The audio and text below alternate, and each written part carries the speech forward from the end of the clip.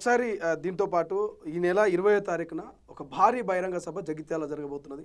మాజీ ముఖ్యమంత్రి, మాజీ మంత్రి ఒకే వేదిక మీద అధికార కాంగ్రెస్ పార్టీ వైఫల్యాన్ని ఎండగట్టబోతున్నట్టు తెలుస్తున్నది. సో జీవన్ రెడ్డి అంటున్నాడు, కేసీఆర్ కావాలని ప్రజలు కోరుకుంటున్నారు, రేవంత్ రెడ్డి పోవాలని ప్రజలు కోరుకుంటున్నారు, భవిష్యత్ అంతా కాంగ్రెస్కు అంధకారనేమో అంటున్నారు. జీవన్ రెడ్డి మీద కామెంట్ చేస్తారా? జీవన్ రెడ్డి గారు అంటే అందరికి గౌరవం ఉన్నది, నాకు కూడా ఉన్నది. కానీ ఒక్కొక్కసారి ఏమవుతుందంటే మనిషి సావాసం చేస్తే వారు వీరైతారు అన్నట్టుగా కొన్ని రోజుల నుంచి ఫోన్లు అవి ఇవి మాట్లాడే వరకు ఆయనది రాహుల్ గాంధీ, సోనియా గాంధీతోని, ఇందిరాగాంధీతోని సంబంధాలు ఉన్నటువంటి వ్యక్తి. ఆఫ్టర్ ఆల్ ఒక కేటీఆర్ గారు ఫోన్ చేస్తే ఆయన ఒక ప్రపంచము ఏదో పెద్ద బ్రిటన్ రాజులో లేకపోతే అమెరికా అధ్యక్షుడో ఇంకెవరో ఫోన్ చేసినట్లు ఫీల్ అయిపోయి తెగ ఆనందపడిపోయినటువంటి వీళ్ళకి చిన్న మనస్తత్వం తీసుకొని వచ్చుకున్నాడు, తానే మార్చుకున్నాడు. ఒక నేషనల్ పార్టీ 42 సంవత్సరాలు సుదీర్ఘ కాంగ్రెస్ పార్టీ చరిత్ర ఉన్నటువంటి ఆయన అన్నిసార్లు బీఫామ్ ఇచ్చింది. ఆయనకి 14 సార్లు ఏమో బీఫామ్ ఇచ్చింది, ఎమ్మెల్సీని చేసింది, ఎమ్మెల్యేని చేసింది, 2 సార్లు మంత్రిని చేసింది, 2 సార్లు ఎంపీ టికెట్ ఇచ్చింది. ఇన్ని ఇచ్చిన కాంగ్రెస్కి నువ్వేం తిరిగిస్తున్నావు ఇప్పుడు రివర్స్గా? తిట్లా రేవంత్ రెడ్డి గారి మీద నీకు వ్యక్తిగతంగా ఏదైనా ద్వేషం ఉంటే అధిష్టానంతో చెప్పుకో. నువ్వు నిజంగానే అది తప్పెవరిది? నేను అనొద్దు పెద్ద మనిషిని, తప్పెవరిది ఓడిపోవడం అనేది?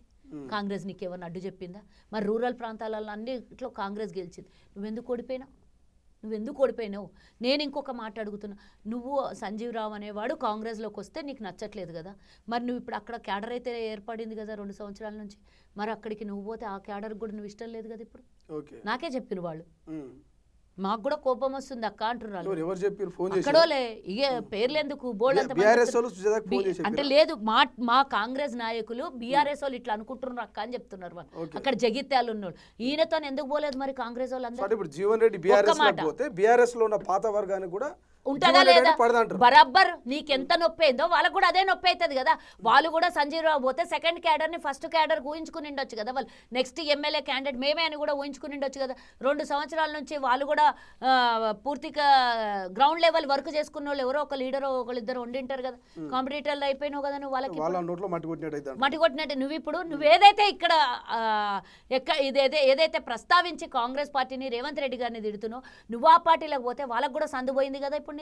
నీ వల్ల నీ కోడల లాభం కోసమో నీ సొంత లాభం కోసమో నువ్వు పార్టీని విడిచిపెట్టిపోయి, నీకు రేపు పొద్దున రాబోయే కాలంలో నీ సొంత లాభం కోసం పోయి పార్టీ నాయకుల్ని ఇలా తిట్టడం ఉండొచ్చు. సమస్యలు అందరికీ ఉంటాయి. ఎవరైనా కొత్తగా పార్టీలోకి వస్తే మనకి స్పేస్ తగ్గిపోతుంది, డెఫినెట్గా అక్కడ మనకు సఫకేషన్ ఏర్పడుతుంది, కాదని కాదు. కానీ దాన్ని నువ్వు ఏ విధంగా కూర్చొని మార్చుకోవాలి?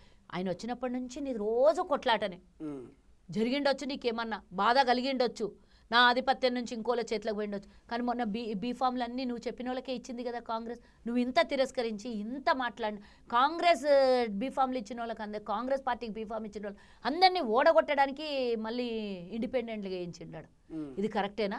ఇప్పుడు 1,00,000 మందితోటి జగిత్యాల సభ ఇక బోడిగా మస్తు చూసిన లేక ఇంతకు ముందు మస్తు చెప్పారు శ్రీ, నువ్వు కూడా గట్లాంటివన్నీ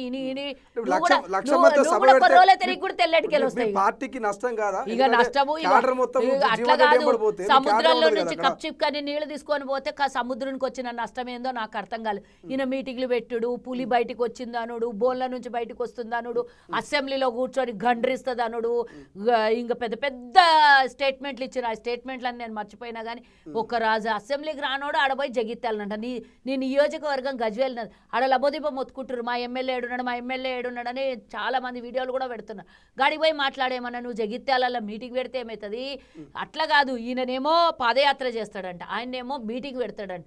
పాదయాత్ర చేసుడు కాదు, మా షర్మిల బడే మాట్లాడుతుంది, పాదాల మీద నడిచే యాత్ర పాదయాత్ర అన్నది. నువ్వు మోకాళ్ళ మీద నడిచే యాత్ర మోకాల యాత్ర అన్నా కూడా తెలంగాణ ప్రజలు నిన్ను డేకేటట్లా లేరు. కాబట్టి రాబోయే కాలం పూర్తి స్థాయిలో మట్టి కొట్టుకొని పోయే పరిస్థితికి వచ్చారు. కాబట్టి అప్పుడప్పుడు వాళ్ళ ఉనికిని చాటుకోవడం కోసం ఏదో హంగులు ఆర్భాటాలు చేస్తారు, తిన్నది అరక్క చేస్తారు, డబ్బులు మస్తు సంపాదించుకుర్రు, దాని మీద వచ్చే వడ్డీలు ఏడబెట్టాలో తెలుస్తలేవు, ఆస్తులు ఎక్కువైపోయినాయి, డబ్బులు ఎక్కువైపోయినాయి, అహంకారం ఎక్కువైపోయింది, మదం కూడా ఎక్కువైపోయింది. అన్నీ ఎక్కువైపోయిన వాళ్ళు డబ్బును విపరీతంగా చల్లాలంటే ఏదో ఒక కారణం చేస్తారు. సరే ఇప్పుడు ఇట్లనన్నా బయటికి రావాలి కేసీఆర్, ఎందుకంటే ఇప్పటికే 1 కోటికి పైన తన సొంత అంటే ఎమ్మెల్యే పదవికి వచ్చేటటువంటి డబ్బుల్ని ఇప్పటికే వాడుకున్నావు ప్రభుత్వ సొమ్ముని. అప్పుడన్నా బయటికి వచ్చి ఒక రోజన్నా మాట్లాడితే అట్లీస్ట్ ఓషన్లో డ్రాప్ అంతనన్నా నువ్వు ప్రజల కోసం బయటకు వచ్చి మాట్లాడినవని ఎవరన్నా మాట్లాడుకునే అవకాశం వస్తుంది. అంతేగాని నువ్వు జీవన్ రెడ్డి 1,00,000 మందితో పెడతాడు, మరి 1,00,000 మందితో మీటింగ్ పెట్టేటాడు ఎందుకు ఓడిపోయిండయ్యా? ఎందుకు ఓడిపోయిండయ్యా? ఆ రోజు కేసీఆర్ని తిట్టిన వాళ్ళు ఎవరు? నీ మీద పోటీ చేసిన వాళ్ళు ఎవరు ఎంపీగా అప్పుడు? ఆ రోజు నువ్వు ఎన్ని తిట్టినవు? ఇదే కేసీఆర్ని ఎన్ని తిట్టినవు? నువ్వు తిట్టినవా లేదా? ఇదే బీఆర్ఎస్ వాళ్ళు ఆంధ్ర వాళ్ళకి ఒత్తాసు పడుతున్న వాళ్ళు అని చెప్పి వలసదారుల గురించి అని చెప్పేసి మాట్లాడినటువంటి బీఆర్ఎస్ వాళ్ళు కాదా ఈరోజు పెద్ద ఆయన అని దేవుడే పంపించున్నా నీ దగ్గరికి అంటుండు కదా. అవును అవును, మరి ఆ రోజేమో కాంగ్రెస్లోకి వచ్చినప్పుడేమో దయ్యాలు పంపించినాయి, ఈ రోజేమో దేవుడు పంపించండి. 40 ఏళ్ళు కాంగ్రెస్లో ఉంటే నీకు దయ్యాలే బీడిచ్చినాయి. ఇప్పుడు నువ్వు పోగానే కేసీఆర్ పట్టుకొని భూతమో పిశాచమో ఇక వస్తాడు, ఇక పట్టుకుంటాడు ఇక నీకు జల్లి. ఇప్పుడు ఆల్రెడీ పొన్నాలు లక్ష్మీ పోయింది, ఏం వరక పెడుతున్నాడు ఇప్పుడు ఆడ? ఏడ కనబడుతున్నాడు? ఇదే కాంగ్రెస్లో ఉంటుండే ఆయనకి ఎంత ప్రత్యేకత ఉంటుండే, ఎంత ఇంపార్టెన్స్ ఉంటుండే, ఆయన ఎలివేషన్ ఎంత ఉంటుండే. నీకు టికెట్ రాకపోయినా సానుభూతి ఇంకా పార్టీలో ఇంకా ఎక్కువ గొప్ప స్థానంలో ఉంటుంటివి కదా. ఒక పిసిసి అధ్యక్షుడిగా, ఒక మంత్రిగా, కాంగ్రెస్లో సుదీర్ఘ పోరాటం చేసినటువంటి వ్యక్తులలో ఒక బీసీ క్యాండిడేట్వి, నీకు ఎంతో ఇంపార్టెన్స్ ఇచ్చిన పొన్నాల లక్ష్మయ్య బతికి ఏం చేశాను ఇప్పుడు వాళ్ళు? ఎగిరెగిరి పడ్డమ్మ, ఎగిరెగిరి దంచిన గంతే కూలి, నిలబడి దంచిన గంతే కూలి. ఒకరోజు 1,00,000 మందితో మీటింగ్ పెడితే అవి కూడా జీవన్ రెడ్డి అప్పో సొప్పో తెచ్చి ఆ మీటింగ్లకు ఖర్చు పెట్టాలి.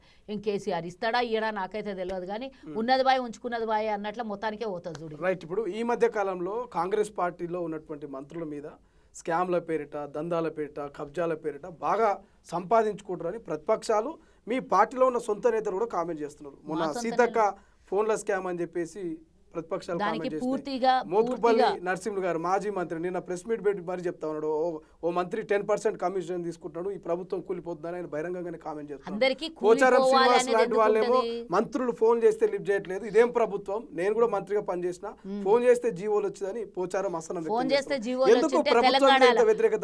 పోచారం గారికి నేను ఒకటే సూటి ప్రశ్న అడుగుతున్నా. అక్కడ అధికారంలో ఉన్న రోజులు ఉన్నావు, ఇక్కడ అధికారంలోకి రాగానే ఇక్కడికి వచ్చినావు. నేను ఇంతకన్నా పెద్ద మాట చెప్పను మా పార్టీలో ఉన్నటువంటి వ్యక్తికి, కానీ నేను అడుగుతున్నా, నీకు ఫోన్లు ఎత్తడం కాదు, కేసీఆర్ కనీసం దగ్గర కూడా రాని అనేటువంటి పరిస్థితులు, నీకు ఒకళ్ళు అడ్డేంది అదిపోయింది, నువ్వు డైరెక్ట్ సీఎంతో మాట్లాడేటటువంటి వ్యక్తిగా నేను ఒక్క నిమిషం డైరెక్ట్ నీకు సీఎం అంతా చనువు ఇచ్చి నీకు ఇంపార్టెన్స్ ఇచ్చినప్పుడు, మంత్రుల కన్నా ఎక్కువ సీఎం అంత ఇంపార్టెన్స్ ఇచ్చినప్పుడు, నీకు చాలామంది కాంగ్రెస్లో పనిచేసిన వాళ్ళకి అవకాశం నీకు వచ్చింది. అట్లాంటిది నువ్వు ఈరోజు కాంగ్రెస్ పార్టీలో ఉండి కాంగ్రెస్ వాళ్ళను ఇంకొకళ్ళను తిడితే అంటే నీ సొంత అభిప్రాయం గురించి అందరి మీద రుద్దొద్దు అని చెప్తున్నా పోచారం గారికి. ఈ వయసులో మీకు అలాంటిది మంచిది కాదు అని చెప్తున్నాను నేను. ఆయన ఏం మాట్లాడిండో, మీడియా ఏమి ప్రొజెక్ట్ చేసిందో నాకు తెలీదు. నేను లైవ్లో ఆయన మాట్లాడింది చూడలేదు, మీడియా పరంగా న్యూస్ పేపర్లలో వచ్చింది మాత్రం నేను చదివినా, కానీ నేను వినలేదు కాబట్టి నేను అడగోలుగా స్టేట్మెంట్లు ఇవ్వదలుచుకోలేదు. దాని మీద మా అధిష్టానం చూసుకుంటుంది. ఆయనకు మంత్రులు ఫోన్ ఎత్తలేదా, ఏ మంత్రి ఫోన్ ఎత్తలేదో అదే ఆ వివరంగా చెప్తే బాగుండేదానికి. ఒకవేళ వచ్చిన స్టేట్మెంట్లు ఏ కారణం చేత నువ్వేమన్నా నీ నియోజకవర్గం అభివృద్ధి కోసం అడిగితే ఫోన్లు ఎత్తలేదా, లేకపోతే ఇతరత్ర పర్సనల్ కారణాల కోసం ఫోన్ చేస్తే ఎత్తలేదా అనేది వివరాలు ఇస్తే దాని గురించి నేను డిబేట్ చేస్తాను నీతో, లేకపోతే చర్చ చేస్తాను. నాకు అది తెలీదు. ఎక్కడ వచ్చిన స్టేట్మెంట్ నువ్వు ఎట్లా చదివినావు, నువ్వు డైరెక్ట్ ఆయన లింక్ చూసినావా, మాట్లాడిన వీడియో చూసినావా నాకు తెలియదు, కానీ నేను ఓన్లీ పేపర్లో చదివింది. వచ్చింది ఆ వీడియో కూడా వచ్చింది, ఆయన మాట్లాడింది. కానీ సో సీతక్క ఫోన్ల స్కామ్ సంబంధించి ఏమైనా మాట్లాడతారా? అంగన్వాడీ నేను ఒకటి చెప్తున్నా, ఇప్పుడు నీ దుకాణం ఉంటుంది, నువ్వు 10 రూపాయలకు ఒక వస్తువు అమ్ముతావు, నా ఇష్టం నేను 9 రూపాయలకే అమ్ముతా, నాకు 9కే వచ్చింది 9కే అమ్ముతా. అట్లా మస్తుంటాయి ఆ కంపెనీలు. ఇది ఒక పెద్ద కంపెనీ బిడ్డింగ్ జరిగితే కేంద్ర సంస్థల బిడ్డింగ్లో తెలంగాణకి ఇచ్చినటువంటి ఫోన్లు అవి. సీతక్క బిడ్డింగ్లో పార్టిసిపేట్ చేయలేదు, లేదా తెలంగాణ అధికారులు ఆ బిడ్డింగ్లో పార్టిసిపేట్ చేయలేదు. ఇంకా పైగా 150 రూపాయలు దానికి డిస్కౌంట్ తీసుకొని మరీ మేము ఇచ్చినామని సీతక్క చెప్పింది. ఆ వివరణ సరిపోతుందేమో అంటున్నాను నేను. పనికి మాలిన వాళ్ళందరూ నోటికి ఎంత వస్తే అంత మాట్లాడి, ఓడేమో స్కాములు 30 కోట్లు జరిగింది అంటాడు. నేను అసలు ఫోన్ల వాల్యూ ఎంత? 8,000 కోట్లు. నాకు ఒకటి చెప్పమ్మా.